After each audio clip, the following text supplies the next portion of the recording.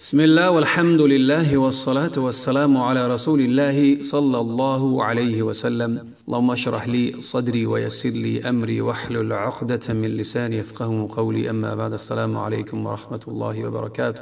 شنوندگان گرامی و دوستانی ارجمند، این پیام ما را به دیگران رسانید تا دیگران بهره برند و شما از پاداش نیک محروم نشوید. برادران و خواهران گرامی، دنیا یک لحظه ای هست. برای سفری که انسان از دنیای فانی میکند، برای او باید یک توشه‌ای باشد از عملهای نیک. انسان یک لحظه ای هست، یک نفسی هست، یک نفس میکشی یا که نفس میبری، دیگه اون نفس نه برآوردن میتونی و نه کشیدن میتونی. پس بعضی وقتی میشود که سفر ناگهانی میشود، که سفر میکنی، شب در خواب هستی، پگای نمیخیزی، یا که شب مثل دیگر جایها که الله مسلمانان را در زیر رحمتش قرار دهد زمین جنبش های میشوند، که شب خوابی و بالات خانت چپه میشود، تو آماده نیستی برای سفر کردن. برای همین انسان وقتی که سفر که میکند، برای او را سه چیز پیروی میکند. همون سه چیز: مال و پول و مالش، فرزندا و زنش، عمل نیکش اگر عمل نیک داشته باشد. برای همین دو چیزش میگردد: پول و مالش و فرزنداش و همسرش. چقدر پولی داشته باشد، فرزندای نیک تربیت کرده باشد، خیر و برکتی برای او دعا میکنند. اگر فرزندای نیک تربیت نکرده باشد، پس برای او وبال میشوند، سختی های میشوند روز قیامت برای تربیت نکردنش، و مسئول و پرسیده میشود. زن و فرزندش میگردند با همراهیش عمل نیکش او را همنشینی میکند. اگر عمل نیکی داشته باشد که الله قبولش کرده باشد، یعنی عملهایی که خالص برای الله کرده باشد، پس بیایید من و تو یک نظر کنیم که آیا عمل نیکی داریم، عمل خالصی برای الله کرده باشیم داریم. برای همین کوشش کنید عملهای نیک کنید، آموزید دینتون، عملهای نیک کنید که برای سفر توشه داشته باشید که توشه شما را به همون آخری راه برساند. این بود یک پند و نصیحتی برای خودم، یکم برای شما برادران و خواهران عزیز. امروز برای شما اذکاری صبح و شام پیشکش میکنیم، بعضی از ذکرهای بزرگی پیشکش میکنیم. درس نهم امروز درباره خیلی ذکری بزرگی که خیلی فضل بزرگی دارد، خیلی که از جویریه دختر حارث مادر مؤمنان رضی الله عنها روایت می شود که پیغمبر بزرگوار صلی الله علیه و سلم برآمد از پیش او در وقتی چی؟ در وقتی صبح، بعد نماز بامداد، هنگامی که نماز بامداد خواند و برآمد. و جویریه همسر پیغمبر بزرگوار صلی الله علیه و سلم در مسجدش بود، در همون جای نمازگزاریش نشسته بود، همونجا ذکر میکرد. پس پیغمبر صلی الله علیه و سلم برآمد و بعد یک مدتی طولانی برگشت که آفتاب برآمده بود و خیلی وقتی دراز مدتی گذشته بود. وقتی که برگشت باز دید که جویریه در همون جایگاهی که نشسته بود همونجا نشسته است و با ذکر میکرد. از هم بعد بامداد تا وقتی آفتاب برآمدن و بعد خیلی از وقتی طولانی گذشته بود. پس پیغمبر چی گفت؟ ما زلتی على الحال التي فارقتك عليها؟ آیا تو در همون حالی هستی که من تو را دیدم و از پیش تو رفتم؟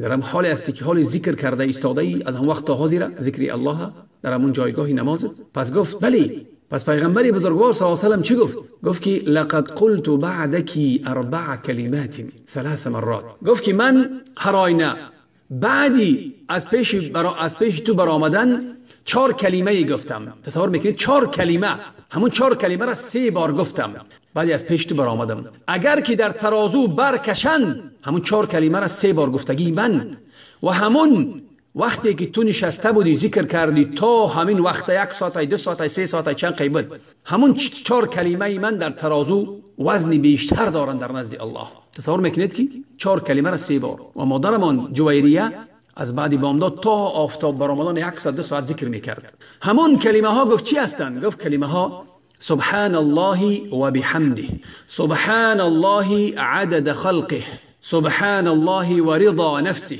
سبحان الله وزنة عرشه، و سبحان الله مداد کلماته. حدیث در امام مسلم است 10140. باز در روایت دیگر پیغمبر میگوید که وقتی که میگذرد و میگوید که یعنی که پیغمبر و پیش او گذشت و او در چی بود؟ در ذکر، در همون جای نمازگزارش بود. بعد آمد، وقتی که آمد قریب نصف نهار شده بود، گیم تا 8 و 9 و 10 شده بود. پیغمبر پرسید که آیا تو در همون حالت هستی؟ گفت بله. گفت که آیا من تو را آموزانم کلمه هایی که تو آنها را بگویی؟ بعد همین کلمه ها را گفت سبحان الله عدد خلقه، سبحان الله رضا نفسه، سبحان الله، در روایت سبحان الله زینت عرشه، سبحان الله مداد کلمات. معنای این کلمه ها چیست؟ پیغمبر میگه که 4 کلمه را 3 بار، ای 3 بار گفتن پگاهی. پیغمبر چی میگه؟ سبحان الله عدد خلقه. معنای چی را دارد؟ معنای دارد که تو الله تسبیح میگویی. به چی؟ سبحان الله تسبیح گفتن است. الله پاک شماریدن از همه نقص، از همه کمبودی ها. میگوی پاک است الله از همه نقص، از همه کمبودی، از فرزند و از زن و از همه چیز پاکش میدانی. پاک شماریدنی او وقت میگوی سبحان الله به عددی همه مخلوقان تو. الله پاک میشماری به همه چه قدری که مخلوقی است در دنیا. تصور میکنی چقدر مخلوق است؟ به یک گفتنی تو همون قدر تسبیح میگویی، چندین میلیون ها بار تسبیح. یعنی با شماره عددی مخلوقانی که تو داری و مخلوقاتی که الله عز و جل دارد، او را حساب و کتاب کردن نمیتواند مگر الله خودش. تصور میکنید چقدر ذکر بزرگی است که 4 بار گفتنش 3-4 ساعت ذکر پیش میزند، برتری دارد. باز چی میگه پیغمبر بزرگوار صلی الله علیه و سلم؟ سبحان الله رضا نفسه. ای به مقدار چی؟ الله پاک میدانی به مقدار چی؟ رضاگی نفس الله، رضاگی ذات الله. تا آنه که تسبیح میگویی، تا آنه که الله عز و جل از تو راضی شود تسبیح میگویی. یک بار گفتن. باز چی میگویی؟ سبحان الله وزنة عرشه. پاک استی تو ای الله به چی؟ به مقداری وزنی که عرش تو دارد. یعنی عرش چقدر وزن دارد به همون قدر من تو را تسبیح میگویم که وزنی عرش الله هیچ کس نمیدارد مگر خودش. و باز چی میگویی؟ سبحان الله مداد کلماتی. سبحان الله مداد کلماتی. مداد چی معنی دارد؟ مداد همون چیزی که پیشتر به اون می نوشتن. مداد همون چیزی که چرنیلی که به اون نوشته می شود چیزی. مثلا پیشتر او در چرنیل چی می کردن؟ همون قلم در چرنیل می زدن می نوشتن. و کلمه های الله عز و جل یعنی هرگز تمام نمی شوند کلمه های الله عز و جل. پس همون چرنیلی که به آنها چی نوشته می شود؟ کلمه های الله عز و جل.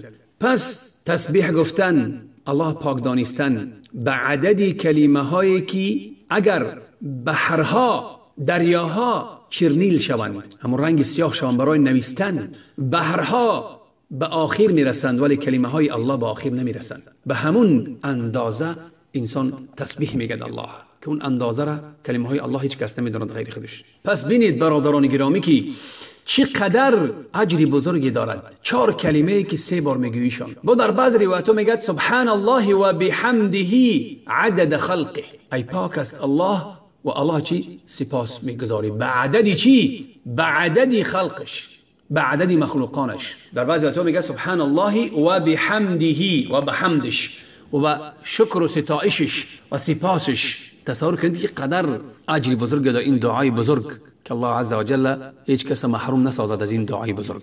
از دعای نیک خود ما را فراموش نکنید. و السلام علیکم و رحمت الله و برکاته.